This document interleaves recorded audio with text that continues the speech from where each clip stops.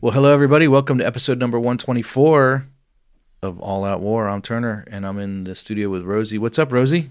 Hey, what's up, man? Hey, we were going to have Rachel with us. She started off with us, but then she's injured her neck, and she was hurting too bad, so she had to bail off she's remote, so she always dials in to be with us on the podcast. But hopefully next time she'll be with us, and we'll have her with us again. It was good to have her back on in our last episode.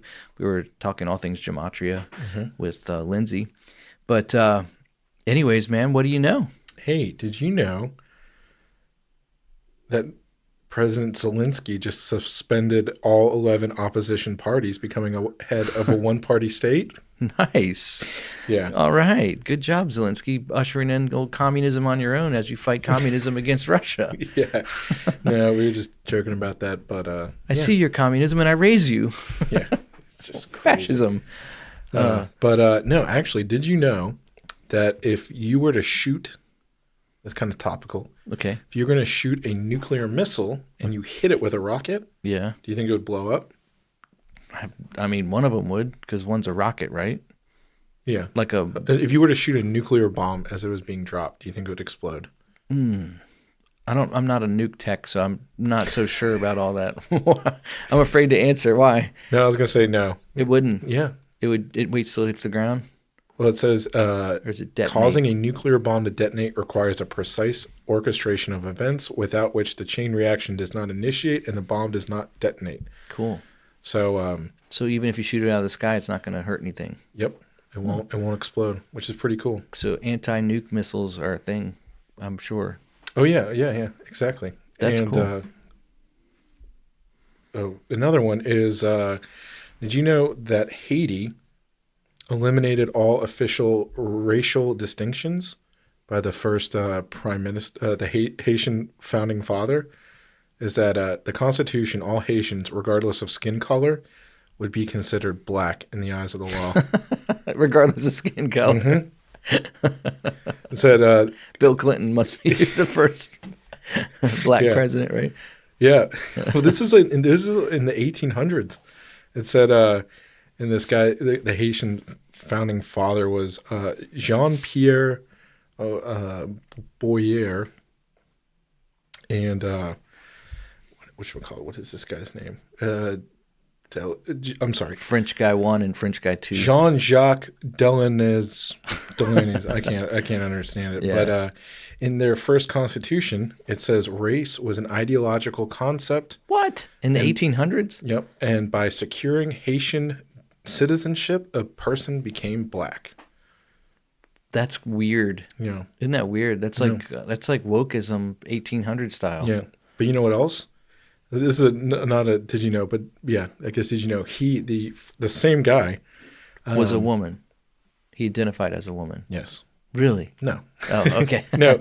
He said that the Polish were their brothers in arms, Nice. and that Polish people are also black. Honorary black. Yes. Okay. Well, that's So I want to tell everybody on this podcast that as a Polak, I am black through the Haitians. through the Haitians. They've accepted you as one of their own. I wanted to make this public and say that now I identify as black and I'm biracial. I'm a BIPOC. BIPOC. So I always knew you were bi. yeah. Easy. Easy fella. Easy. Hey, speaking of bi, I wanted to say that first of all, welcome all of our new listeners. We on Instagram. I have to say that because on Instagram, we over the last couple of weeks we've had tremendous amount of uptick in followers, which means hopefully people are listening. So I'm assuming that they're going to listen to the podcast at some level. And I wanted to welcome them to the podcast. And we do occasionally, people don't understand how we do this part of the podcast. And Rosie always starts off with a "Did you know?" And it makes me laugh about the one lady that sent me a comment on YouTube. I wanted to hear about what was the episode we were doing. oh shoot, I can't remember what episode Whatever it the was. content was. Yeah, Yeah. and she's like, I want to hear about that, but all I'm hearing is about Saddam Hussein in a porno, and it was one of your did you knows, and it was totally hilarious. I wonder if she stuck it out to listen all the way through. Probably not. Yeah, but look, you got to have a little bit of humor in your world, and Christians have a tendency to be a little bit uptight occasionally. I think laughing is a beautiful thing, and being able to laugh is even better. So, Yeah. Just don't laugh at me being black because I am black. my brother. There you go. All right. And then also I wanted to say one last thing before we jump into our special guest. The private episodes have been going awesome. It's still not too late to join. I'm just going to say it. If you want to be a part of our private episodes, we've committed to I think 20 extra episodes for the year. These are paid. It's basically a paywall. You pay $40. It's $2 an episode.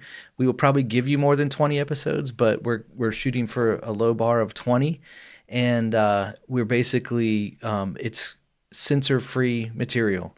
What we mean by that is not that we will cuss and all this other nonsense. What it means is that we will be able to talk about things because it's a private RSS feed that YouTube will not be able to censor, and Facebook and everyone else, whoever else tries to censor us, even Apple, won't be able to censor us because it's private and we talk about what we want to talk about. And right now we're going through a book called Jesus in the Talmud, which is actually pretty censorable because if you have a critique about certain types of people groups, not Haitians or Polish, but other people groups, you can get censored pretty quickly. So, well, I was going to say it's not that we're even bashing them. That's No. the thing is, it's from an apologetics standpoint. Is correct. What does we're going through and seeing what does the Judaism think about Jesus? Yeah. And so even just we could sit here and start saying stuff like the Prophet Muhammad was a dwarf who suffered from syphilis. He was ugly and he was a pedophile. And I could his say that. first wife was 8 or something like that. Yeah. Aisha, his favorite wife, Yeah. was 8, but he waited until she was 13 to consummate. Right. Because he's a stand-up guy. So he said. Right, yeah. So we could talk about that, about the Prophet Muhammad all, Day long, yeah. He's burned in hell. No one cares about that. But if we just go, what does this other non-Christian religion talk about? Right. This other can't talk about it. Abrahamic, one of the three. Right. What does it say about Jesus? Yeah. So anyway, I just want to say I hope people are enjoying that. I've gotten some feedback and people are enjoying it. And you and I are a little bit more free on those episodes. So if you want to get to know Rosie and Turn a little bit better, I would say you can just find me on Instagram, message me, or you can email us at alloutwarpodcast@protonmail.com. And we are on Proton Mail, and you can email us and say, hey, I want to be a part of the private podcast, and it's a Venmo situation. We'll set you up. We'll set you up, yeah. And it'll be good for all. You get all of the past and all the future episodes as well. So, yeah, and it helps us out. Yeah, it's basically, we've been doing the podcast for about 4 years now. Everything's free. You can always find all of the past ones, and we're going to keep doing this one. But if you want to kind of help us out, get a little extra content, there you go. There you go. All right, man. So I would say sit back, grab a coffee, and enjoy.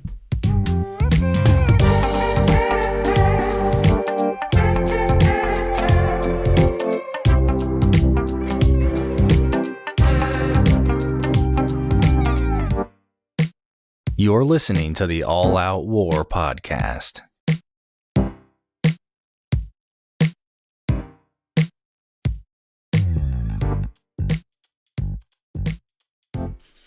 Well, everybody, we got a great guest. It's a returning guest onto the podcast. I think this is actually his third time. And that makes him the second highest returning guest. Yeah. And also, too, the one thing that stuck out to my mind, which is so appropriate for this time, is that the last time he was with us, he determined the gender of our baby. Yeah, I was gonna publicly chastise him for that again. Because it was a girl. It was a girl. But remember what he used?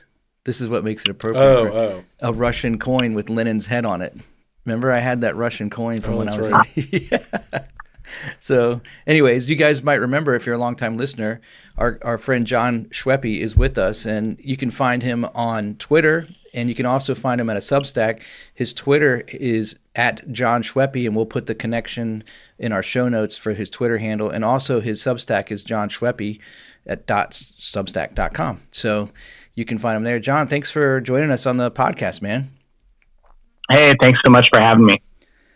Yeah, it's been about a year or so, maybe a little bit longer. Yeah, it kind of feels like the world's totally changed since then. Like, I can't believe we actually assigned gender to a baby. That's terrible. Well, you did, and I'm still pissed off at you about that, which is why we don't have a kid anymore. I'm just kidding. We abandoned it. I remember we said we were either going to have a son or we're not going to have a kid. That's right. I remember Rosie putting it in the car and dropping it off at the steps of the church. That's true. It's for him to wait. We're just kidding. Please, sir, more. So if anybody that listens to us knows that John is active on the Hill, on Capitol Hill, that is, not just the Hill, and he is the Director of Policy and Government Affairs for the American Principles Project, and you can find them at APP or AP Project at Twitter as well.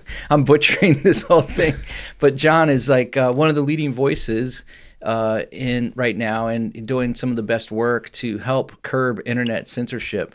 And that's one of the reasons we wanted to have him on the podcast, so that we could talk about this topic of internet censorship, which nobody disputes if you're on the conservative side, that conservative voices are being silenced, in record numbers. I mean, we live in a time where our own former president was kicked off of a social media platform, which is just crazy to think about to me. I don't know about you guys, but that's just crazy. And John, I want to give you props too. I did hear you get shout outs from a guest that was on Timcast about a month ago. So I think I remember that one. Greg Price, I believe. Yes. Yeah, that was cool. Yeah, he gave you props. He said he gave you good props, and I was like, yeah, well, John's been on our podcast, so I figured it'd be a matter of time before you'd be joining them at some point.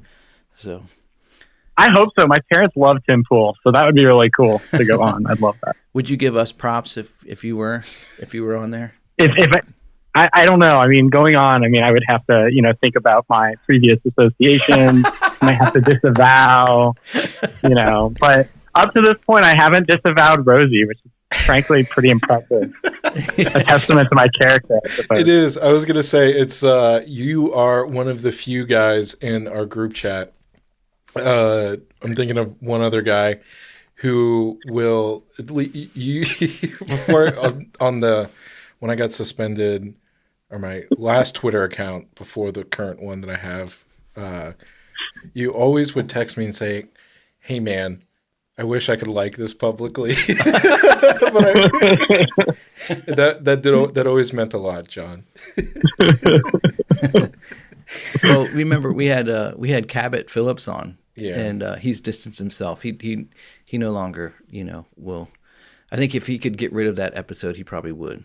Yeah, he disavowed me. He disavowed you, yeah. So we're good at that.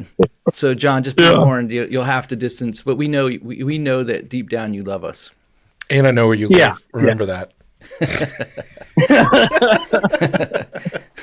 Just kidding.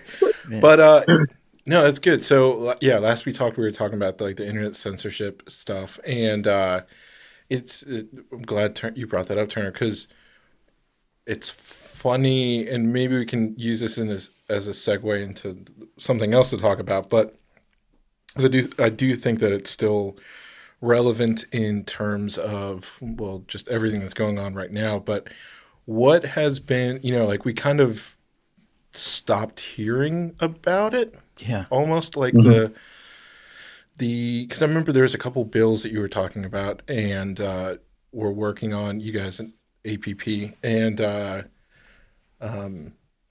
it almost seemed like right before COVID, and then everyone stopped kind of talking about it. From a politics, what I'm trying to say, like, because at the same time, everyone was talking about how they're getting censored for the vaccination and like the misinformation kind of stuff. But we stopped hearing about stuff that was actually happening in DC with bills and all that. So, like, what is the state of everything right now, as far as you're concerned? Or does that make sense? I mean, yeah. No, I think it's been a pretty significant year. I think since the last time I was on, I can't remember if it was before Trump got banned or after. But, I mean, we've, on Section 230, I think the Republicans understand that when they take back the House and the Senate, they're going to have to pass something.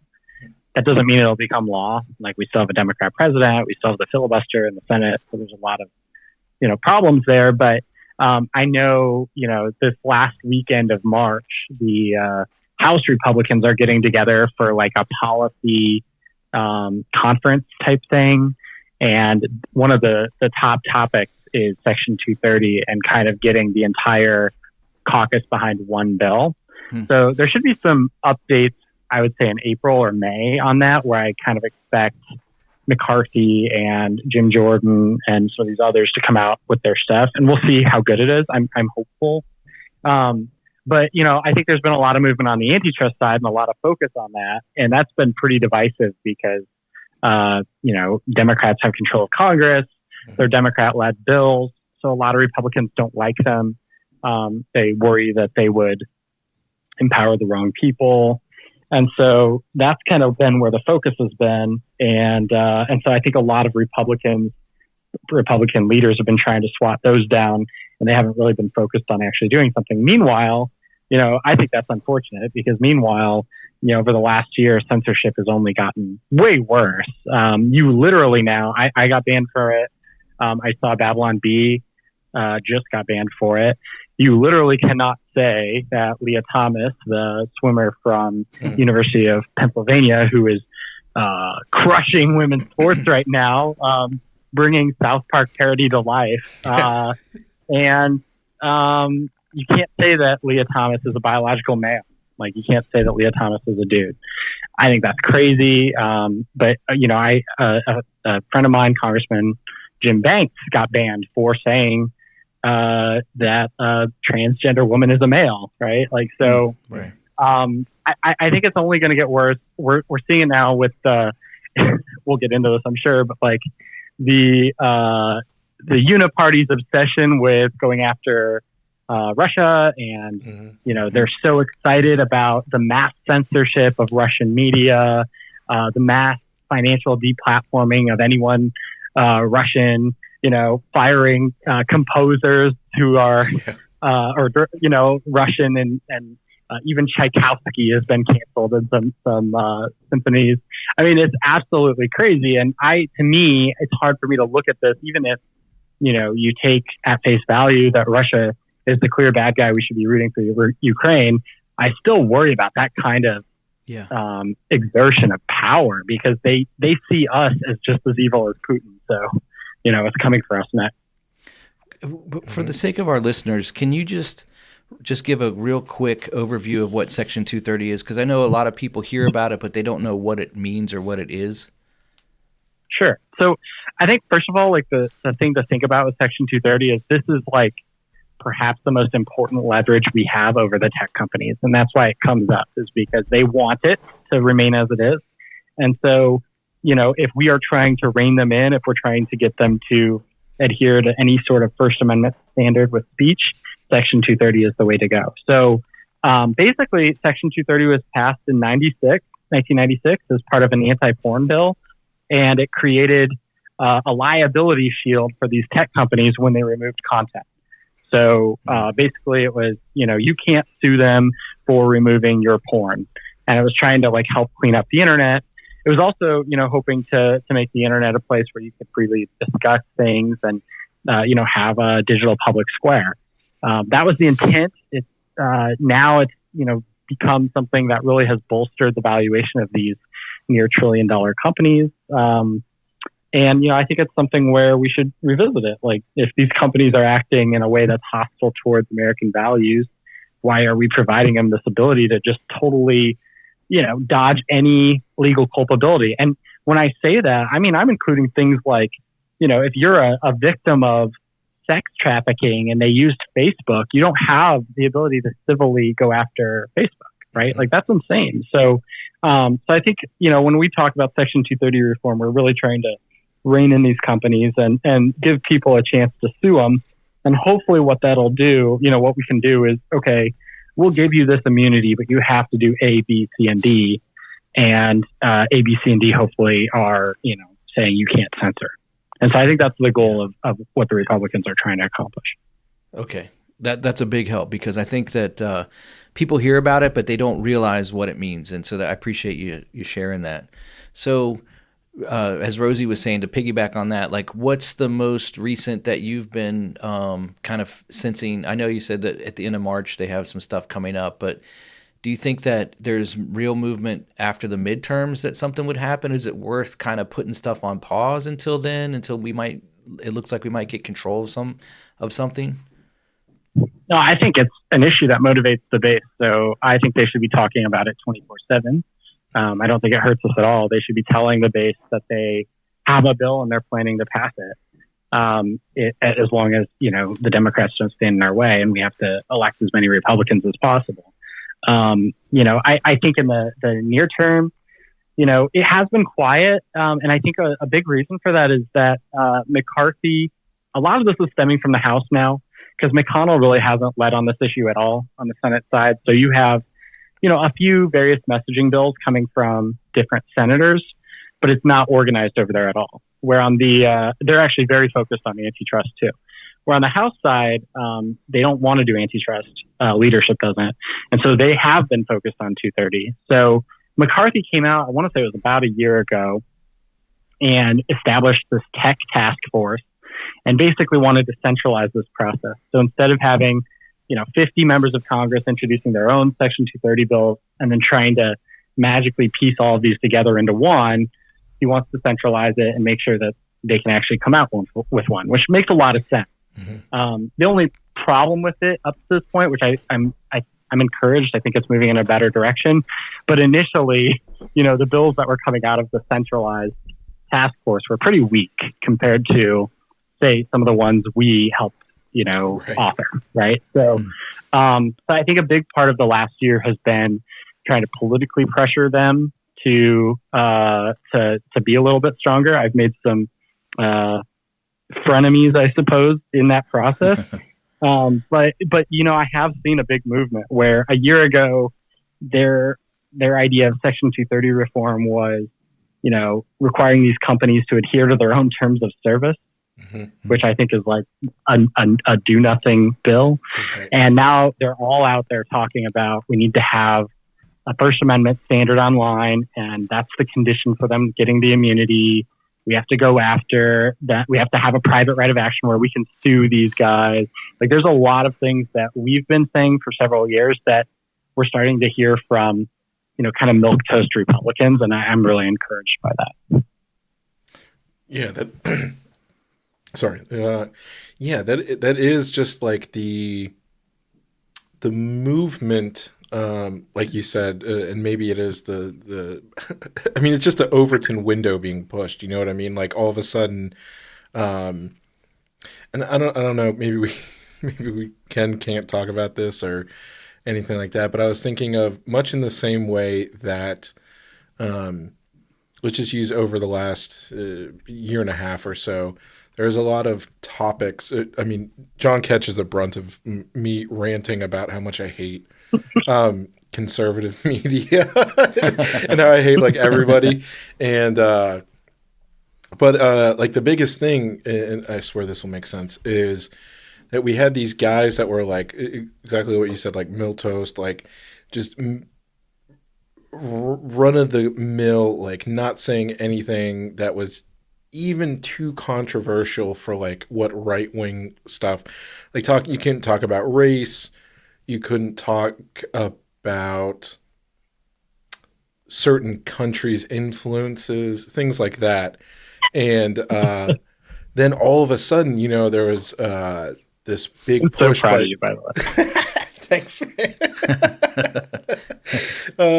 Yeah, I'm trying to be cautious around here, but all these things that like we couldn't talk about, that now all of a sudden, there's this kind of whirlwind of like the base, like what people actually care about, like this Trumpism, like, where, he didn't come out and just say, for example, like, immigration is like an issue. He came out and he was like, they're bringing all the Mexicans that are coming here are rapists. And like, that's why he got, like they're bringing drugs, they're killing people. Yeah. This whole idea, which is how real Americans sounded like, at the beginning of when he was running. That's why people voted for him, because that's how he talked.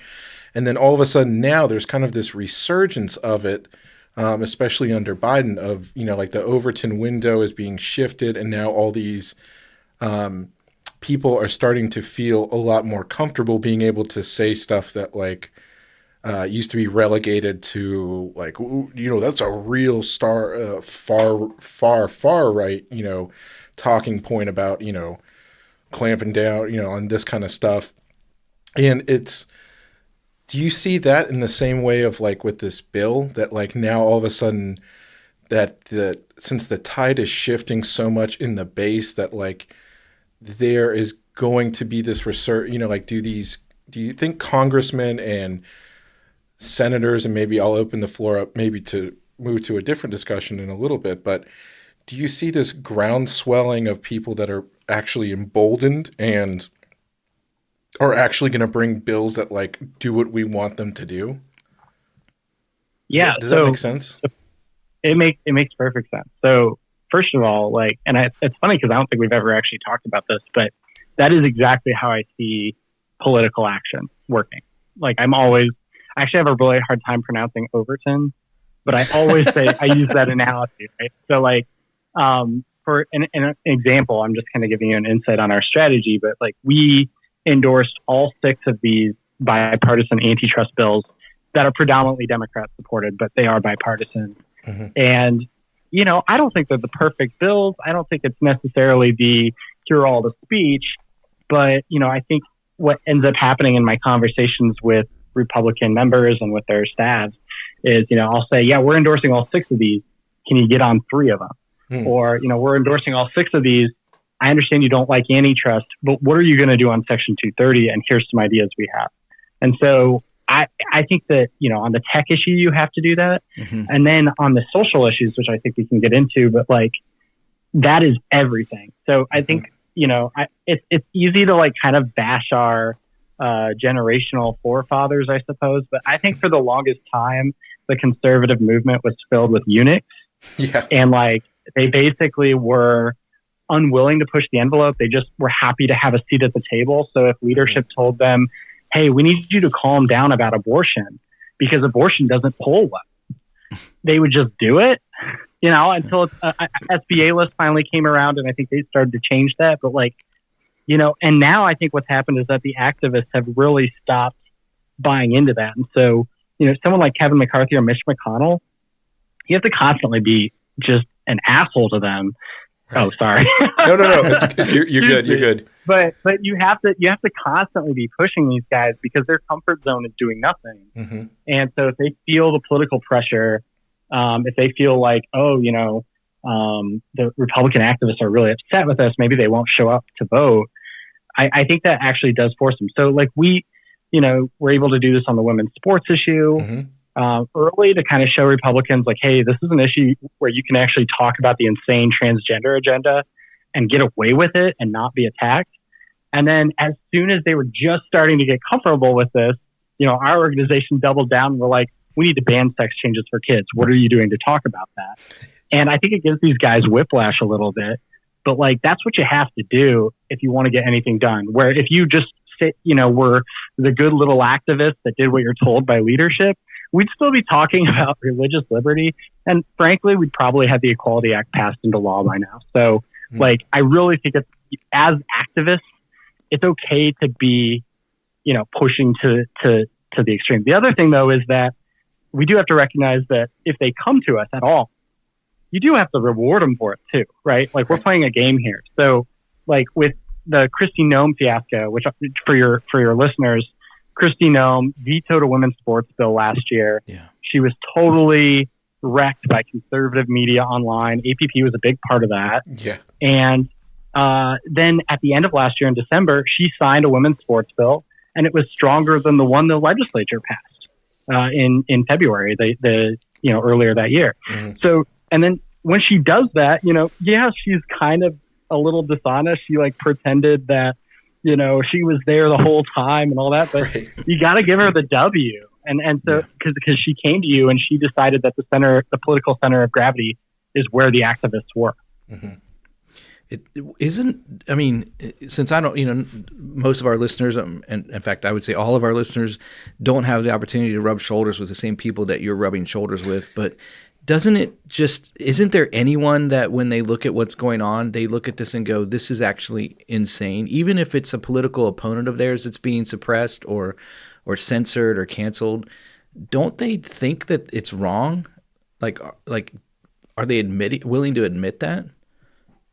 On the left? Yeah.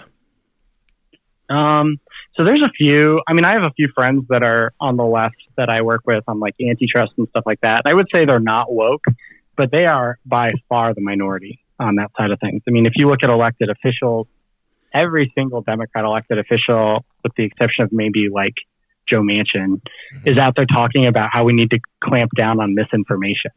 And that is like totally 1984 anti-free speech. It's insane, but that's just where we've come. We talk about the Overton window. The left has the same thing, and their activists control their party. And they have gone from liberal in terms of like, I'll defend your right to say whatever, even though I think it's repugnant, to totally left fascist in like 10 years. It really is incredible. Yeah. And so, I that's just kind of where we are. And I think, to be honest with you, most Republicans, maybe not most, but like more than half that are House members or senators, I do think they get that. I think they get that. What a lot of them are wrestling with, and what maybe they're not all the way there on yet, is that they still have these traditional conservative view of the country, which is built for a liberal society where we can respectfully disagree with our opponents and that's it. Right. It's not built for a society where your opponents want to put you in a gulag. Right. And so I think that's where they're not there yet, but I think we can continue to push them. And there certainly are members of Congress that are there, and we have to help them have the political courage to say what's true. Well, I just think it's hilarious because in one sense, they're saying, like, let's take, for instance, Hunter's laptop, right? The New York Post came out and said, oh, yeah, it's actually real. It exists. But a little over a year ago, it was considered mis and disinformation, and you would be absolutely just crushed for saying it and censored and kicked off a platform. But yet here we are. We saw the same thing with COVID happening over the last year, where all these people were doing research, and even doctors and people that were respected in their field were being completely destroyed and removed, their voices silenced. But yet it turns out to be absolutely true. Everything they were saying was correct, but they were labeling it misinformation. So how do we combat that? Like, how is this bill going to help the nonsense of that, where it's literally propaganda that's being forced down people's throats and the truth is being suppressed? Yeah, I think we have to create, and maybe Section 230 is the way to do that. Maybe you need to be more aggressive, but I think we have to create some sort of civil right for digital speech. I really think that's the only way to do it, because they're not going to stop. And it's actually gotten to the point where, the misinformation, if it's removed, it's almost more likely to be true than not. Right. And I'm sure there's like some examples of like I have no idea what to believe in this Ukraine-Russia thing. I'm sure there's legitimate Russian disinfo that's being sowed on Twitter and all that. And so, yeah, maybe there's a place for it when it's like coming from a foreign entity like China or Russia. And if the platforms could figure that out, maybe, but when it's coming from American citizens, like that is not your job. And we have to take that job away from them, because right now they're just going to, usurp it for themselves unless we do that. Yeah. Well, I mean, when you think about like YouTube, Google, they own so much and they can control so much without people even knowing about it. They can control what you search. So what comes up in your search bar if you use, Google, they can actually control what you see. And I think there was actually studies that were done that they could actually change people's kind of political leanings just by search results, what they would show them and what they would allow them to see. Like there has to be, that has to be, how do we stop that? Like other than, I understand that Trump started True Social. I understand that we have new search engines and we have new platforms like Rumble and these other, things that are coming out, which I think is great. I think they all need to be out there. But how do you stop what's the existing predominant, I don't care about personally, like our YouTube, like we have a All Out War YouTube. It's nothing. It's just our audio and hardly anybody knows about it. They've taken a handful of our videos down. I just get a warning and that's it. I don't even care anymore because it's not something that we actually make money off of or anything like that. But there's people that actually have made a living off of YouTube. And I'm not even talking about political stuff. It's just, people that have, an opinion about something. And now they're being deplatformed or demonetized, and it's all because Google's agenda is X, and they're sitting in Y. Yeah. No, I have a friend who has a podcast, and I've been on it a couple of times. I actually think I'm more likely to get canceled for that podcast than this one, so you guys probably need to step it up. But well, I was going to say we introduced a private podcast. Yes, I don't know if I told you about that, and I did not know about that. Yeah, okay. So don't worry. Maybe you can come on that one, and okay. It's complete. Actually, that would be fun. As long as there's no narc. But yeah, my friend started this. It was basically like a conspiracy theory and politics podcast, and he started exploring QAnon as a skeptic.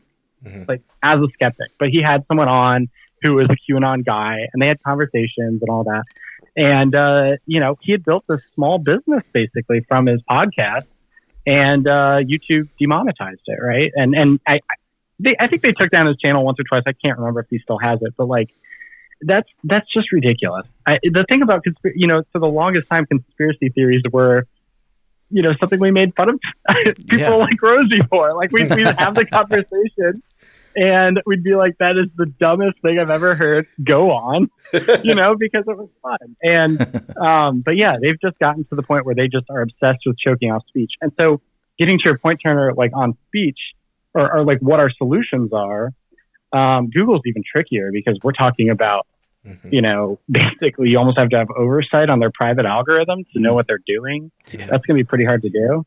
So I think the Section 230 stuff is a good start and it's important. And having a private right of action for people to sue is important.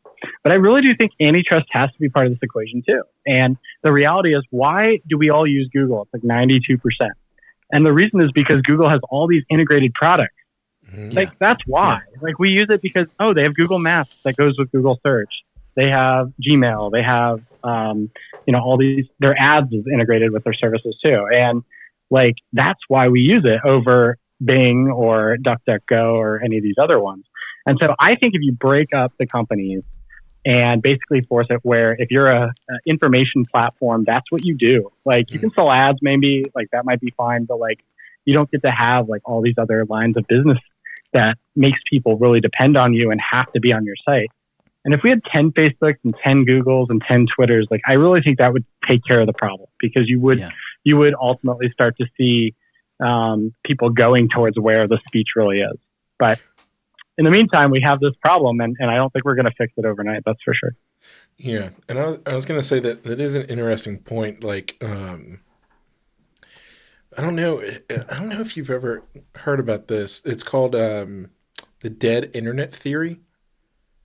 I've not heard of it.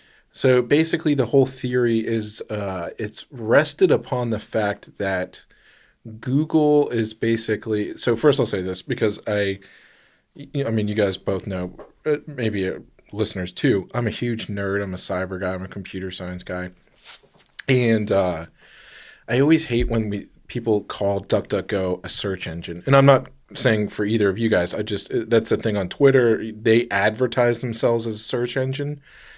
They're not. DuckDuckGo is not a search engine, and understanding.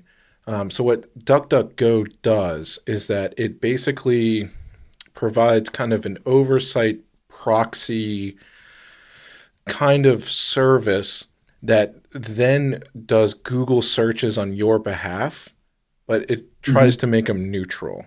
So because it's not personalized to Turner, like if you search for something based on my your algorithm and history and all right. that, But the thing about Google, which makes it just momentously more, like, it's just insane effective. to think of, not just effective. It's Google essentially has become the internet, right? because the difference between a search engine and, like, so this will make sense. Startpage.com is its own search engine. So DuckDuckGo, I would use Startpage. There's some other Russian ones I can't remember the name of. Yaza or something like that. Yanza Yeah. or something. But the thing is that Google actually goes through, and when you use a real search engine, they basically store addresses to other web pages, and they call it like crawling and indexing the web.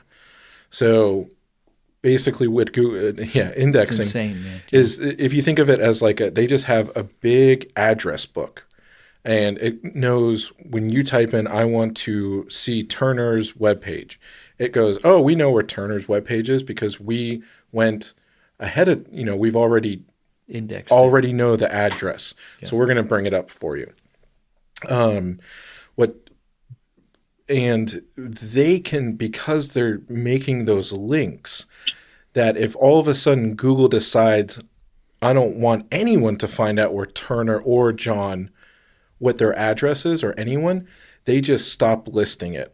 So unless you actually know the phone, for the sake of the context, if I don't know your phone number and I try to look it up, it's never going to tell me it. Right. And so then I'm going to assume, oh, maybe Turner's dead. I don't know how I'm going to get in touch with him. He's not there anymore. This website doesn't exist. So that's the thing about Google, is because basically they've indexed what they claim is the entire web, that these links are like, they can literally make entire things deleted. Yeah. And there aren't enough companies out there, like Startpage is a good one, but they're trying to index the web themselves, but it takes so much processing power. It takes so much money, the scale of literally going, and not manually, but with algorithms and bots, to go and find and make sure that these addresses all line up. So I just want to give that kind of technical overview. So that's what's so dangerous about Google, is they literally are the backbone of the internet. If you don't know exactly what you are looking for, like again, if I don't have your number, right? And well, I've had that same thing happen with like Instagram. I'm looking for a certain person on Instagram, and if you don't know the exact wording of their name, right, it won't come up. Right. Yeah. Even though there's like a blue check or whatever, if they don't like them, you got to get it 100%, which then you don't need it, right? To search for it. Yeah.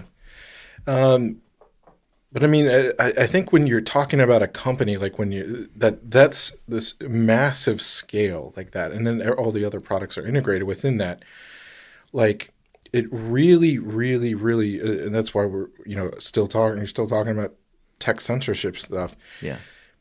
That's where, like you were talking about, it's not enough to come with Section 230, because how do you do that against Google that doesn't really host anything on their own? They don't have Google Plus anymore, which is their thing. That's where you have to break up like what you're talking about, John, with the antitrust laws. So like under what you're talking about now, this is kind of a question, is like, would the Google searching and indexing be its completely separate entity that does not, like, do you envision something going so far as like it can't be even owned by Alphabet, like the mother company? It would have to be a completely separate company that's owned by different people that have no interest in one another, or something like that, or completely independently run from Gmail or whatever like that. That's a good question. I don't think that there's anything out there right now that would actually address that. They focus more on the integration of various businesses. And I don't know if antitrust is capable of doing that. Right. So So I that's a tough call. This is where, like, I think you need antitrust to create the circumstances where competition can be profitable. And so that might be a big part of the problem right now with nobody competing against Google. Is, like you said, like, it would take so much processing power, such an investment, and Google's already got everything cornered. They would crush you. So maybe that's a big part of it. I know, we're actually facing this threat, and I'm not an expert on Web3 at all, but I mean, this is what people are worried about with Facebook and Web3 is, the metaverse is supposed to be this decentralized thing, and Facebook is already trying to kind of make sure that they own it, right. which would be really terrible, I think. And I'm a huge Web3 skeptic. I have some friends who are like total Web3 nerds who think this is the future. And I just personally, I'm like a boomer on this, but I just don't get it. Yeah. I think it's terrible. Like, I don't understand why people would want to do that to themselves by immersing themselves and like, I see these ads that Facebook has for Web3 for their metaverse. I just think it's so dystopian and weird. I know. Yeah. But the kids, the kids have been set up for, I am old. The kids have been set up for this with, watching streamers their whole lives, and like, they're just obsessed with it. So maybe it can take off. But my point is, like, the dream of Web3 is decentralized. I think that's the dream of the internet too, and it failed. And so, if there's a way legislatively where we can get to where we make sure that that's the case, because all these private companies are using federal resources. This all comes from DARPA. So anyway, that's an interesting question, Rosie. I don't have a good answer, but I do think that's concerning. Yeah. Yeah, and I was just thinking of this too. Like, do you, I was thinking, but like what you said, I don't know if anyone knows this. Maybe did you know, the internet as a whole was started by the DARPA, the Defense Advanced Research Projects Agency, I think is what it is, which is the DoD's agency that, like, R&D. It's not even R&D. It's like, we don't even know what we're doing. Right. It's basically like, hey, here's an idea. Well, just do it. Yes. Yeah. Right. It's basically like, okay, how do we make like your shoe into a helicopter, and you can carry it and it'll like make it into a helicopter. And then like they go to MIT and they're like, hey, do you think you could turn a shoe, makes you invisible, and turns into a helicopter? And they're like, I don't know, we should try. And they go, okay, well, here's $5 million for 2 years, try to figure it out. Yeah. And then they come back and they're like, yeah, we don't know. So they do like all this crazy, and they're like, if they fail, the whole thing is that they hope that basically if 9 fail, one of them succeeds, and then now they're in like groundbreaking territory, and they're the only people that are able to do this stuff. Yeah. So it's weaponized again by the DoD. So the internet was set up. It was created by this, and then they basically just kind of turned it over when they realized the potential for everything. But what I was thinking of is, do you think that like having some sort of real government agency that is almost in charge of, and I was going to say, you talked about Cabot earlier. I think it was with him, and then we had John Miller. And back then I was skeptical. I remember saying specifically, I was like, I don't know what the answer to this is, but I don't know if giving the government the power to control this is a good idea. And I totally, I've changed a lot in, 3 years or something. And now I'm all about like centralized power for us, using the might of the government. So do you think that there might be in the future some sort of government agency that we could set up that like they are, public servants that are, indexing the web that then allows, some sort of like free commons, the internet, that everyone has a right to be listed. They have the right to put their name in a phone book. Like a Library of Congress Part 2.0 or something, yeah. Yeah, that they... Or archives. Yeah, and then you would have Google working on top of, the standardized government like everybody has to use that index as the baseline. Yeah, as their and you source. can put your algorithms on top of it and say, this is better for this is better for whatever, faster. Do you think that is something that's even feasible? Do you think that that's a good idea? I know it's just kind of half-assed in my head right now, but No, I actually think it's pretty smart. So I'm trying to think of how you could get conservatives to go for it. So I think number one, it would have to be established with an act of Congress and have very explicit powers, right? Like, so in many ways, like it almost makes sense to do this. We have the Federal Trade Commission and the Federal Communications Commission kind of volley back and forth over who has oversight over the internet. And I think in a lot of ways, it would make sense to have a new bureaucracy. Of course, when you say that, that sounds really scary. So I think like what it would have to be is where it has an explicit set of rules where it's almost like defending the civil rights of individuals. right. And so that civil rights not being the right to not be offended, but the right to, have a domain, to not be, shut down by the underlying server space, the Amazon Web Services of the world, Right, yeah. Those types of things. And so I find that really interesting. And I think you could have, it would almost be like a law enforcement agent. Right. But I think that makes sense. I don't think it's silly at all. And I haven't heard of it either, Rosie. So hats off. It's off the top of your head. It's a good idea. There you go. But it's a bad idea. I don't want our enemies having access so freely to information to be able to get into that.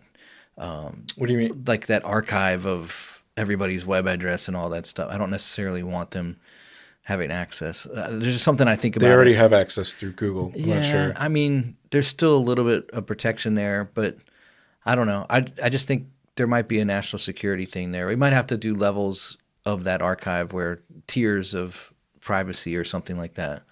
I'm not sure. I don't But I do follow. believe, all right, well, maybe somebody that's listening understands what I'm saying. But I do believe that the antitrust breaking up these big companies, like the fact that Google has 85% of the internet, they need to be broken up because then it competition creates better product ultimately. Yeah, I was gonna. Oh, one of the boys. He agrees. Sorry, you're good. You're good. He agrees. Yeah. So I was going to say, much in the same way that you brought up a great point about Amazon Web Services. Like there's, I want to say it was during COVID because everyone got extra pissed off that it happened during COVID when everyone was like during lockdown. Was that like 70% of like the top, I think it was like 70 of the top 100 websites went down. It was like Netflix, Twitter, Amazon Prime Video, Hulu, all these websites went down because they all used AWS, Amazon Web Services to actually host everything. Yeah. And I know that there was recently, I want to say within the last 5 years, a bill because the federal government, which is kind of scary. I don't know if people know this or not. Amazon Web Services, as the government uses a ridiculous amount of AWS, like I don't want to say Huge classified and percentage, unclassified, but they have a lot of information stored in data centers that are on Amazon's web servers. And at the same time, do you think that and so the federal government had this issue where Amazon was basically the top dog. They were the biggest ones, and they were going to win like some big contract. I think it was called the JEDI contract, if I remember correctly. And they actually had to, I think Microsoft sued to be able to be let in because it was monopolizing, basically. They made the case because Microsoft has their own web services. Mm-hmm. So do you think Azure, yeah, and then Google has their own, which no one really talks about, and then I think the other one, the big one is not big in comparison, but Oracle. So do you see is there any movement or anything on looking at AWS, particularly much for the same reason that Google, kind of controls the I don't want to say the apps or everything like that, but the services that we use for like mail, Gmail, a lot of people use Gmail because it's free. Google Maps, these kind of other things that lie on top of services like that. Is there anything for breaking up someone like Amazon that like I'll just say this, the webs, there's a a close location that if, a enemy, I think of this, like if an enemy knew where all the Amazon Web Services data centers are and they dropped an EMP right over it, it would knock out, 70% of the internet right away, including the federal governments. Is there anything looking into like Amazon as being an antitrust or anything, or censoring conservatives, pulling, like GABs, AWS access, things like that? Is there anything going on kind of more the back end with someone like Amazon? Does that make sense? I'm sorry, that was rambling, but yeah, no, that perfectly makes sense. So I think, right off the bat, Amazon still funds a lot of these Republicans, and I think a lot of Republicans haven't quite understood the threat that they pose. Democrats see Amazon, and when they think of antitrust and anti-competitive behavior, they're thinking a lot of their consumer products. right. I think conservatives, their familiarity with Amazon being a threat is twofold. It's, them pulling Ryan Anderson's book a year ago, and censoring it because of transgender or whatever. And then, they pulled Parler, right? Like, so their web services shut down Parler, and then the app stores pulled Parler, and that was pretty much it for Parler. It destroyed the it was having a moment and then it died. Right?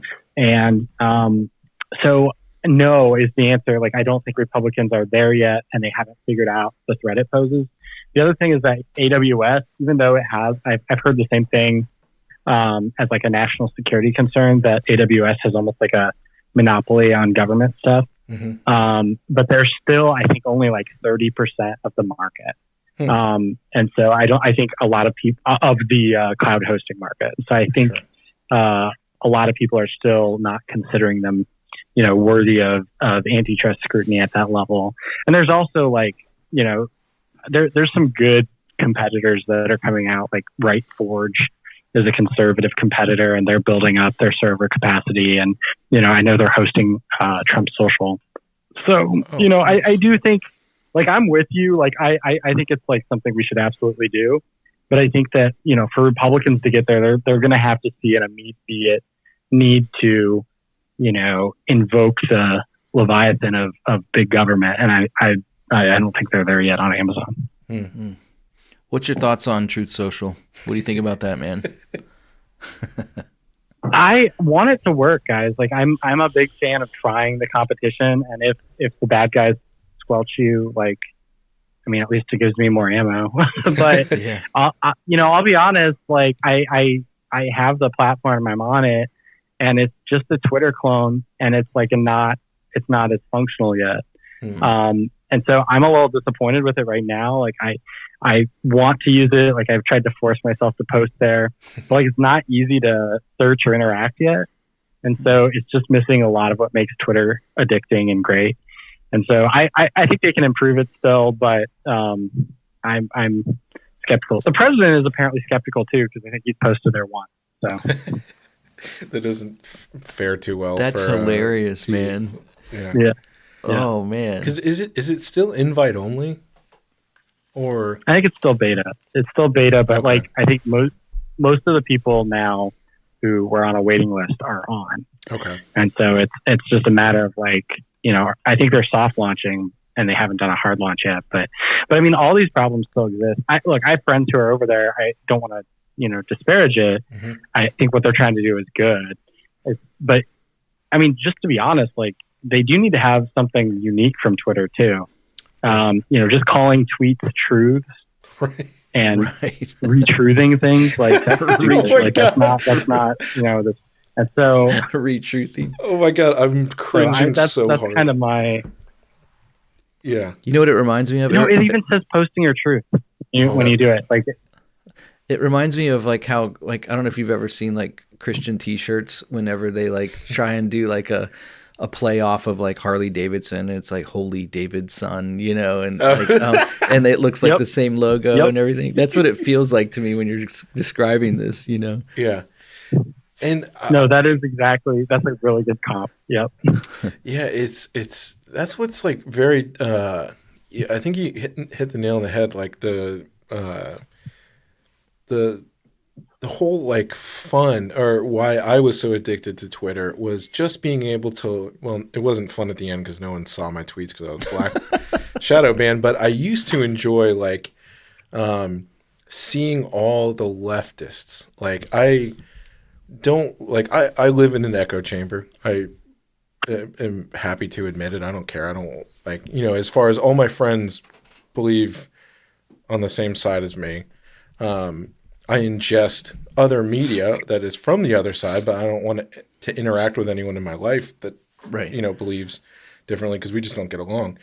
But I mean, that's one of the things of like, if everyone's just like, I've had a Gab account early, and it's not fun because all it is like people, you can't dunk on anyone, Right. like there's no interacting. There's no like actually pissing off, the people with all their pronouns in their bios and stuff like that, or, being able to, make fun of blue checks and stuff like that. And so I think that, like what you said, it's important that like we are out there, the collective right wing is out there trying to make our own kind of products. But at the end, we don't really want that. Like I was going to say, Gab's really good for like finding niche things on the right that I'm interested in and hearing from opinions of people that are not allowed to be anywhere else. Yeah. And that's the only place I can find it. Rumble's like that too. With some video Rumble stuff. like that. But I'm not going there to, I just go there to interact, and that doesn't help us. Like that doesn't.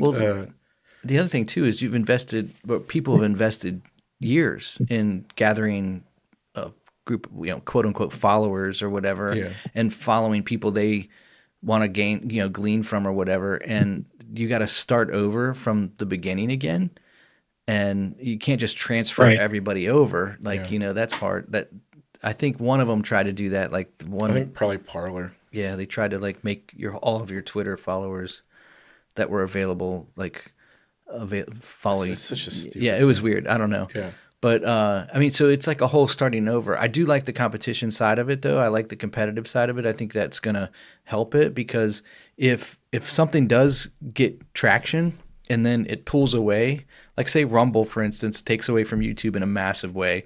We know that YouTube is underwritten by Google every year. It loses money technically. So what if something like Rumble actually starts to turn a corner, gather more and more users, and actually is profitable? That's a good thing for everybody, because now it creates competitiveness and it helps out. But to get that traction is really hard. It's YouTube's unique in that way. You got to create a product that makes normies want to go there, like, and not political normies. So like, a big portion of why Twitter's great. I'm a big sports ball guy. Twitter is amazing for sports. Yeah. It's absolutely, it's like, honestly, what it was built for is like watching a game that's like a really great basketball game and seeing all these interactions of all that. It's also great for like niche communities, like the Bitcoin community and like things like that. And right now, I just don't see Truth like having that appeal, anything but a political appeal to anyone, because it is quite obviously like a worse version of Twitter. So you almost have to like invest in it and hope it becomes good. And the only people who are going to do that are MAGA people. So we'll see. I mean, it's hard to do. Like, I mean, let's not forget, Google tried to get in the social media market, 15 years ago with Google Plus, and it was a total failure. Even though they have all this product integration across the board, people just didn't like the product. And so you have to, it's not going to be easy to make this work. And, I hope we can, but in the meantime, like, we have to recognize where the digital public square is and be willing to, have some government oversight over it if our people are being totally shut out of it. Yeah. And, I think we talked a little bit about like the metaverse and touching on that, which is just such a whole other can of worms. Moving more towards like the decentralization of everything, in terms of, like the blockchain moving communities or entire services. And I'm super stoked now that you're on the crypto gang now, and I'll just leave it at that. But do you see, and actually, I don't want to harbor the conversation, but for people that may not be aware, a real brief oversight of the difference between this is, we had talked about how the internet, as it was started by DARPA, as ARPANET back in the day, basically our internet right now, in a very simple way, is there is one computer with cables talking to another computer. That's how it started out, that they were directly communicating. And then they started adding centralized, if you think of you have two computers, a hub where that can store the data. And then all the people, kind of like the center spoke on a tire, that all the computers are now accessing this one particular place, right? So if you think of that as like a server, right? So it's still centralized in the sense of you have these big centralized, and this is what AWS has. They have these big servers that centralize everything. So moving towards, the problem with the internet when it was set up was they did not, I think probably smart people could have seen the scope of where it is, in terms of how, I'll say this. I don't even think that the most progressive, in the sense of forward-looking people, could see how invasive and widespread the internet is into literally every single aspect of our life. You have toasters now set up on, literally the internet, that have their own Wi-Fi cards, and they have their own MAC addresses and all these things. So what we've been doing with the current internet is just adding things on top of this very basic network structure, which is inherently insecure. And it's so it's like if we have a door that doesn't have a lock, right? We're going to put, and instead of going back and building a door that has a better lock, we're just going to put a whole bunch of things that make sure that you can't actually get to the door. That's, if you kind of think of it, that's how computer internet security is. We're just putting things on top of something that is inherently insecure and does not work. So the blockchain decentralization is, there is no one central body where everyone goes to store the information, like an AWS server that could get knocked out and lose all the information. So do you think that, are you on the decentralized chain of, I was going to say, and in decentralization, there is inherent security, that you would have to have alien technology that could break these algorithms, because you basically have to outcompute every single computer that's running that thing. I'm trying. Yeah. I think this is not coming off as the best explanation if you don't understand it, because it's. I mean, not to you, but I mean to anyone listening. I'm sorry, but so I have a very normie way of talking about this, and I think it's kind of similar to what you just said. So I don't mean to, but I refer to it as maps. So right now we pretty much, we all have our own address, and if you know where your friend lives, you can go there by yourself. But if you want to get anywhere, you depend on someone to tell you what the map is. And that's what Google and AWS and all these different, centralized places do. They basically show you the map. But as part of that, they also get to determine what the map is. And the libertarians and all that argue that that's fine because competition will take care of it. If Amazon has a bad map, they'll use somebody else. But I just don't think that's really how it works in practice. What works in practice is you don't know you're getting a bad map. And so you just, I guess my friend doesn't, it's like what you said, my friend doesn't exist anymore. And decentralization basically is where we're all, instead of connecting to that one hub, we're all connecting to each other. And we all have the map. And so the only way that you could hack the map is if you, basically hacked 50% of the world, 50% plus one of the world's computers, and told it, actually, this is the new map. And that's, as you said, like pretty impossible to do. So like, this is the beauty of decentralization. And I really do think it's the future. I don't know if it'll go as far as, Web3 being like this metaverse we're all immersed in, where it's like a 3-dimensional, like, I don't know about that, but I do think the future of the internet, people are going to want this more, and crypto kind of leads the way. Is no, I want to, be able to see really what the map is, not depend on these, trillion-dollar corporations that have all sorts of incentives to lie to me, to tell me what it is and just hope they're right. Yeah. Do you see any, sorry. That's a great explanation. Much better than I think what I gave. But that was all this leading up to ask is, do you see any bills on the forefront? Is anyone in Congress even considering the power of decentralization when it comes to not even the internet as a whole, just censorship? We've been hearing a lot of stuff about put it on the blockchain and put something like that. Do you see any big legislation? Because I know Biden just signed that. I think it was an executive order ordering basically, what was it, the SEC to actually do some research into cryptocurrency as a whole. And cryptocurrency is related, but also not related for the sense of how we're talking about it with big tech censorship. Are there any bills or members of Congress in either house that are even considering the possibility of decentralization for any of these issues that we've talked about? Yeah, so they're thinking about it not quite in terms of the actual internet infrastructure itself, but in terms of, say, data.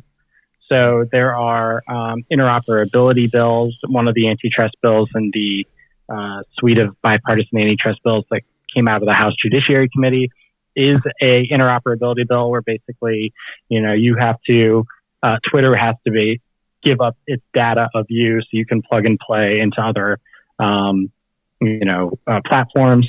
I think that's a good step. But you're still kind of relying on them and you almost have to use government resources on consumer protection to make sure they're actually doing this, right? Like, it's not truly decentralized. So I think that's a start, but part of it is, I just don't think, we're in such an early version of what we like.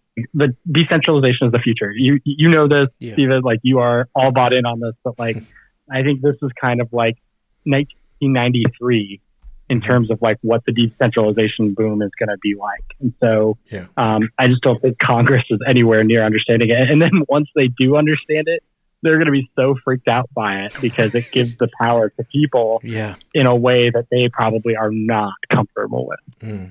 Which is sad. Yeah. Which is really sad. But, I see when you're talking about centralized and decentralized, and then we had mentioned before we started recording, we were talking about podcasting 2.0, and I mentioned that it was federated servers. Basically, what federated servers are is it's decentralized servers that work together, so they create a network within themselves. So if I want somebody in my network, I can attach myself to them and we can attach ourselves to each other, but they can't censor me. And if I don't want them, I just cut them off and they can go on their own way. And it's not the same as censorship. So if you want to have a place on the internet where there's things that would be quote unquote misinformation, as they would label it now, you can do that safely, because if you want to find it, you can find it. And it is where it is, and it can't be touched and it can't be shut down. I think that has to be where we need to move towards. And you're exactly right. It will scare governments because, let's face it, governments love control. Even the most conservative governments love control, and we're all conservatives here. But I think that this federated server systems and the way that they're moving to with blockchain, you're right, it is good. It's going to be interesting to see how some of these really what I would call tyrannical governments like Australia or now Canada, for instance, how they're going to handle some of that.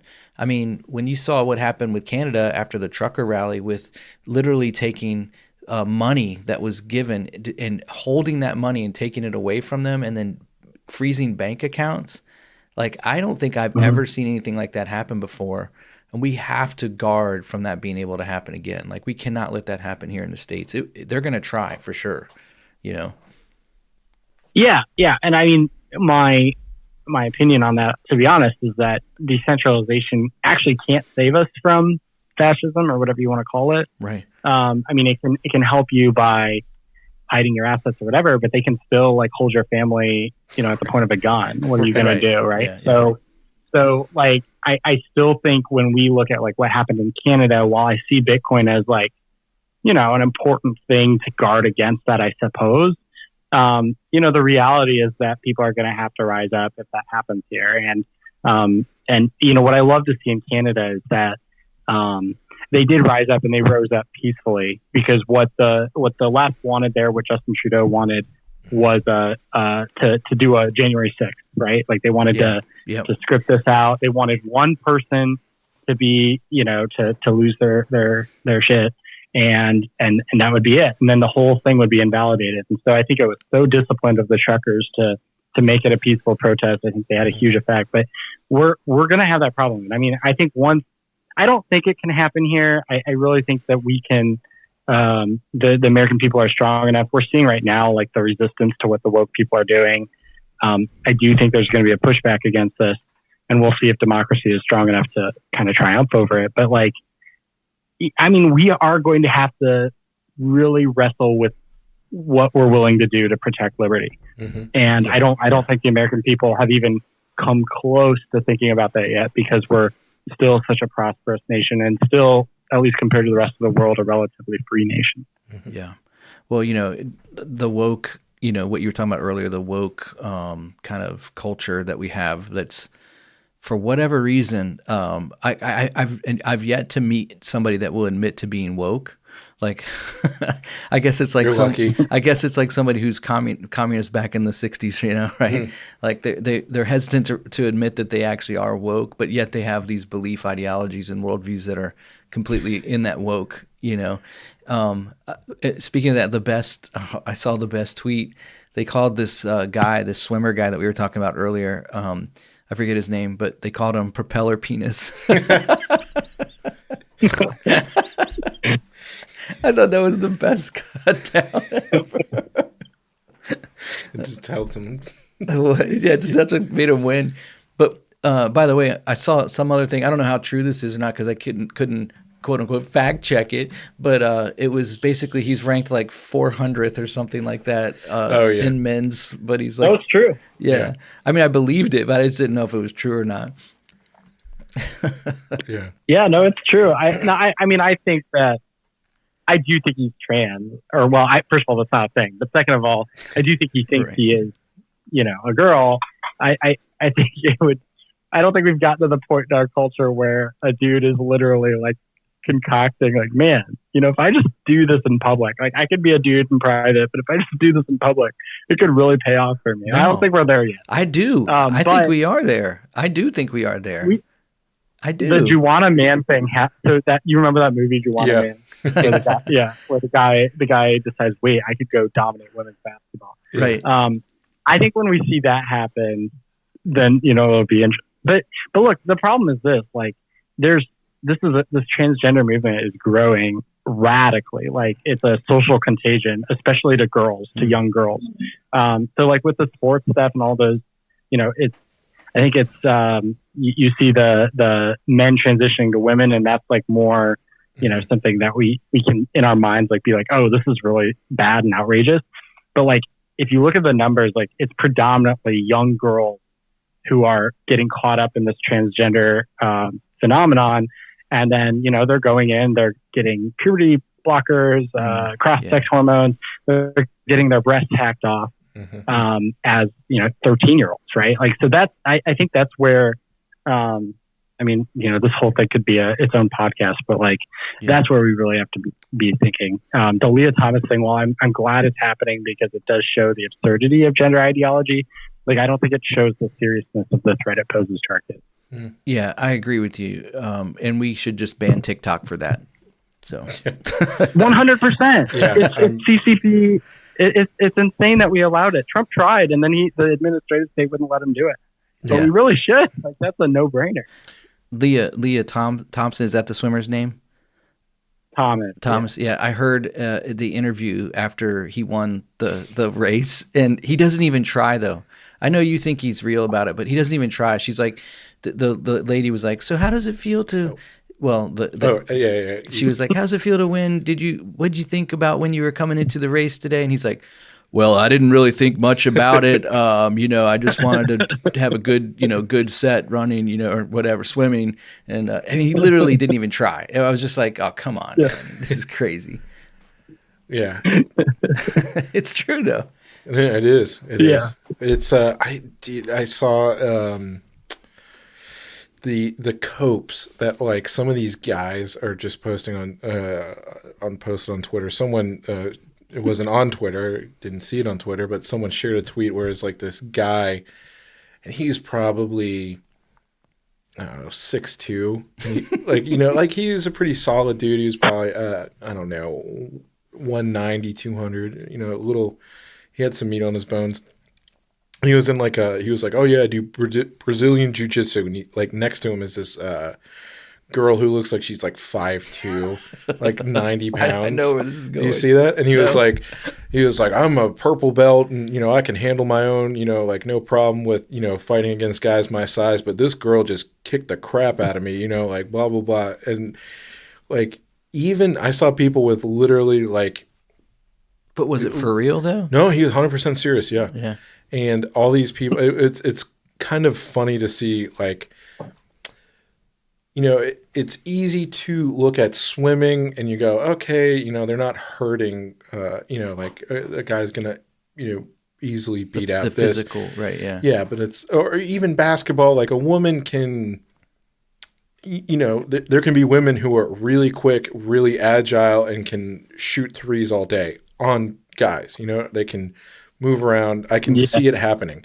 But I cannot see some 5'2", 90-pound chick, and she's dressed like a chick, like take out some dude that's two levels below, 2 levels higher in Brazilian jiu-jitsu. And it was nice to see like even people, like they posted some of the comments. It was like one of those videos where it like, zoomed up and then went through and was clicking on people's names. And there was people that are like, listen, I'm all with tranny stuff, but like, dude, she did not beat you up. Like, like all this stuff. I just can't stand. So it's cool to see some of these people are just going so over the top to try to appease, cope with it. Yeah, yeah.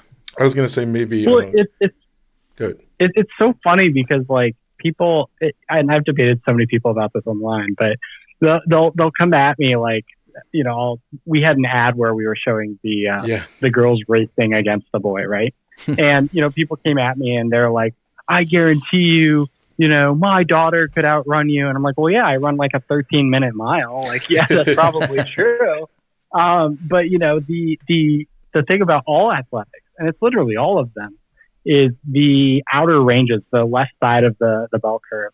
Like, men just go so much further. It's not fair. Like, I mean, I can't think of a single sport where a woman would have, an advantage. And by the way, like, this is cancelable. You're not allowed to say this, but that goes for IQ too. Yeah. And and so like, it's just like one of those things where like, you can't say it, but it is true. It is true. Oh. It is. Well, there you go. That's my. I'm gonna get canceled. You're with me. I've got you, John. I got you in public. I was gonna say I got you in the private in our text and all that, but now I got you in public. I guess maybe to end, what do you see? Because I think where I'm gonna go with 2024. Is I don't think Trump's, I've said it before, I don't think Trump's going to run again. I think DeSantis, it seems like they're doing that. But again, I've been out of politics other than, the group chats and everything with all you guys keeping me up to date. What do you see? I guess first of all, what do you see the midterms? Do you see us just a red wave? Do you see us taking the House and the Senate? And what do you see for 2024? Yeah, I'm an optimist, but I mean, the data we've been seeing so far is just so good. It's insane. I think we'll probably, I mean, we kind of got beat on gerrymandering, which was kind of annoying. Yeah. Everyone thought that Republicans would win, and then the courts were just like, no. Yeah. So that was stupid. But I still think we're going to get like 40 seats in the House, which would be a huge majority. And then I looking at the Senate map, I mean, it's kind of an even year in terms of which seats are up, but I think we could take 3-4 seats. I really think it's possible in a Republican wave year. So, look, we can't take anything for granted. Like, a lot could happen. Republicans can still screw this up, and they're trying right now with the Ukraine stuff. Like, Biden's literally bad on every issue. So let's try to run more hawkish than him when the American people are not interested in that. Great. But so we could still screw it up, but I'm pretty encouraged. I think the Virginia race is just the tip of the iceberg of what could happen. And I think when the Virginia race happened, inflation was bad, but it wasn't where it is now. It wasn't insane yet. Gas prices were still in the 3s. Might have even been the high 2s at that point. So, so I think it's going to be a bloodbath for Democrats. That's my hope anyway. Nice. And what about 2024? I was going to say, I agree too. That was kind of, I viewed that as almost like a softball. Like, yeah, we're going to take it. Yeah. 2024. Look, I don't think it's a sure thing that Trump isn't running. I think I'd say 75% chance he does run. And so then the question is, do people primary him? And do they try, we know there's going to be people primarying him from the left that are going to embarrass themselves, and it's going to be hilarious. But the question is, does Ron DeSantis primary him? And he probably wouldn't, but I think if he did, it's not impossible for him to win. Right. Like, I think there's a scenario where he runs and is like, Trump was great, but this is what I'm going to do. I'm ready to go. I'm young. I have energy.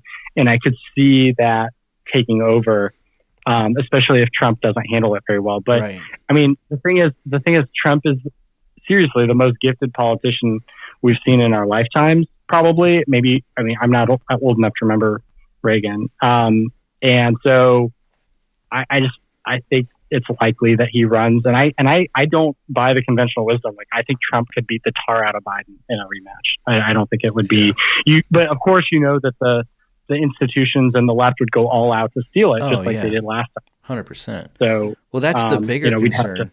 That's the bigger concern. Like, I felt like Trump did win the last election. Personally, I felt like it was a successful win, but it was robbed. And I think there's a lot of people that are feeling like, this is still an unsafe situation for us if he does run again. And they would still probably try and do it even if DeSantis ran, because he's just as much hated right now. They'd have to find new ways. I guarantee you, though, that the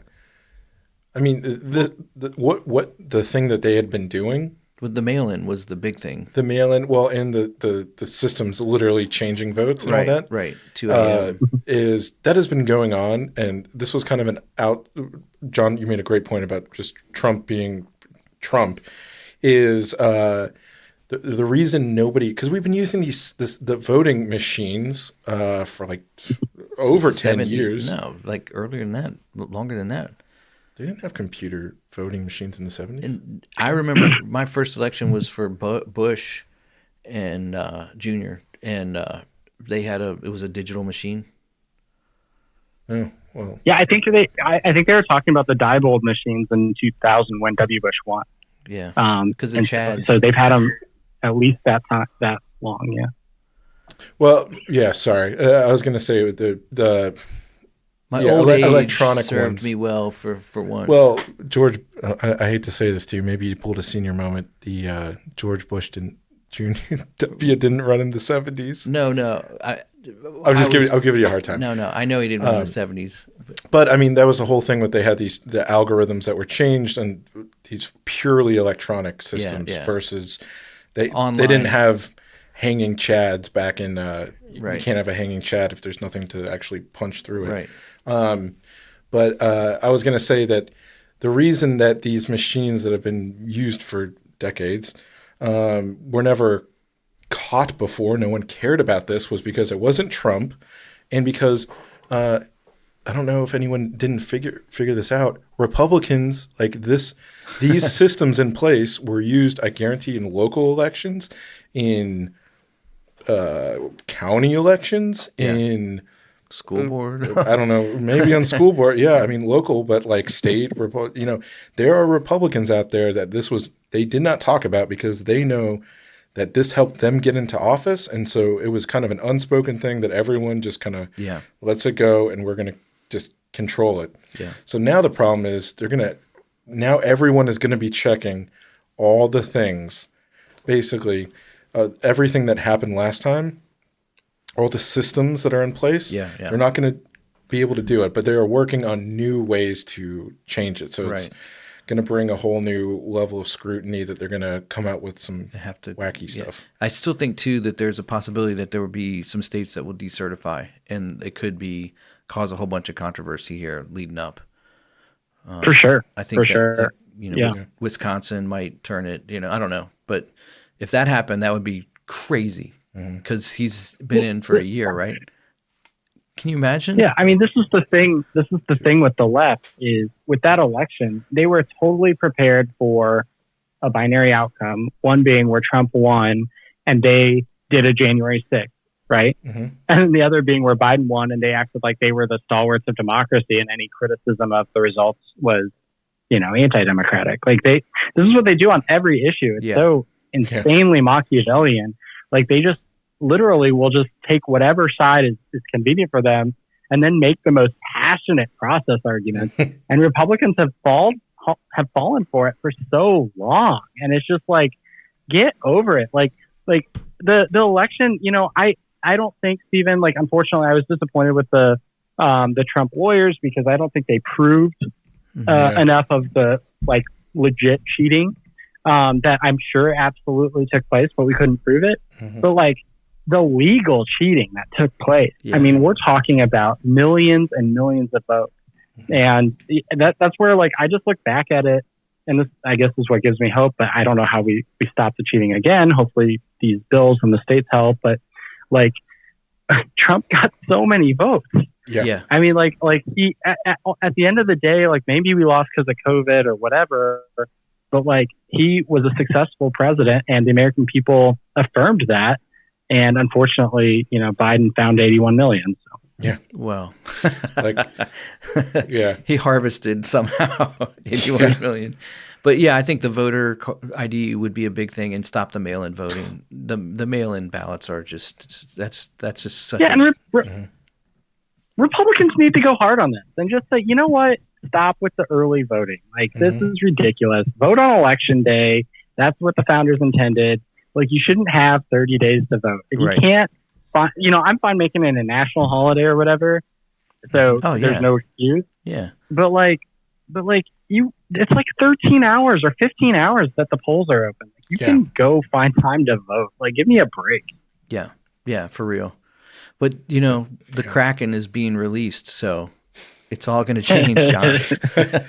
Dude, when you were talking, it's still happening, right? Right. It is. Trust the plan, baby. I have been trusting.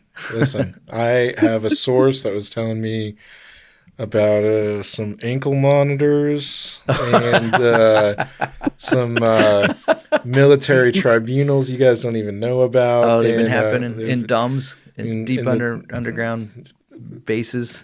Yeah, and military bases. Yeah, people have been executed. Oh, really? Yeah. Okay. As long as we get the pedophiles, Stephen, I'm on board. Yes. Yeah. 100%. Get the pedophile. You don't even understand, John. The hat that Stephen's wearing right now is "Shoot Your Local Pedophile," and it looks like a police badge. It's amazing. Did you not? Have you not seen it? I think I've seen that. Yeah. Yeah. No, I've seen it. Yeah. I love it. We don't advocate vigilante justice in any way, but that's his hat. No, but if you did it, it'd be pretty cool. Yeah, I was just gonna say, Steve and Rosie, aka Rosie, I do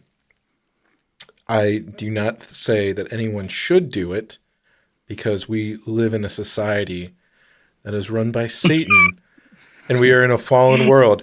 In a perfect world, you would be able to do that, and it would be legal and righteous to do so. Right. But since we live in a satanic, pedophile-ruled world, you cannot do that. So do not do that. The lizards don't want to be shot. So, although I will say, we can't let God do all the work, and it's His job to judge them. It's our job to make sure that they make the appointment. I'm just kidding. This is all in Minecraft. If you come up against some griefers. Yeah, of course. Okay. Right. Of course. Yeah. I don't even own a gun, so I'm scared of bullets. So yeah. Anyways, well, John, it's been awesome. Yeah, thanks, man. All of our listeners, you can find John again on Twitter. He's at John Schweppe, and it's JONSCHWEPPE, and he's the Director of Policy and Government Affairs at the American Principles Project. John, it's been awesome. Every time we have you on, I always look forward to it because I get to have conversations from the inside, I feel like, instead of hearing it on the outside from Twitter and news sources or whatever. And so it's always good. And I hope that our listeners understand that and they appreciate this. It's we don't always talk about, politics and things like that, but we do need to be engaged and understand what's happening. And guys like you, I really appreciate because you're doing the good work, in a place that is definitely needed. And so I just want to say thank you personally and appreciate everything you do, man. Well, thanks so much. I appreciate it too. And thanks for having me on, guys. I had a lot of fun.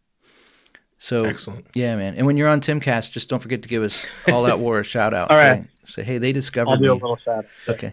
And you can publicly disavow me on Timcast if you want. You just can say, hey, before everything goes started, I wasn't able to do this on when I was on Tucker because he's a big dog now.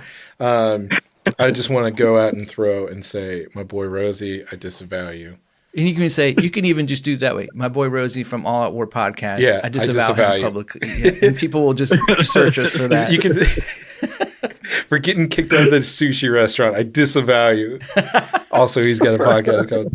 Yeah, that's right. Well, thanks again, John. All right, we'll do. When I promote this on Twitter, I'll make sure to disavow. Disavow myself probably because I had several cancelable statements. Well, thanks, brother. Yeah.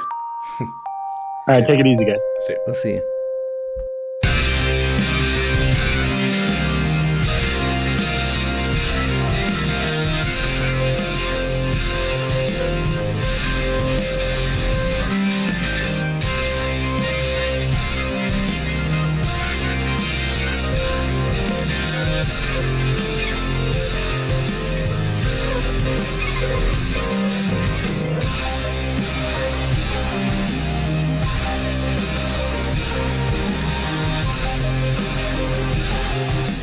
Thanks for listening to the All Out War podcast today. If you had a blast, then we'd love to have you back for another episode. So please subscribe and leave a review. We love to hear from you. You can also follow us on Instagram at All Out War Podcast or on Twitter at AOWcast. These episodes are also available on YouTube unless they contain a little too much truth. Thanks for listening, and we'll catch you next time.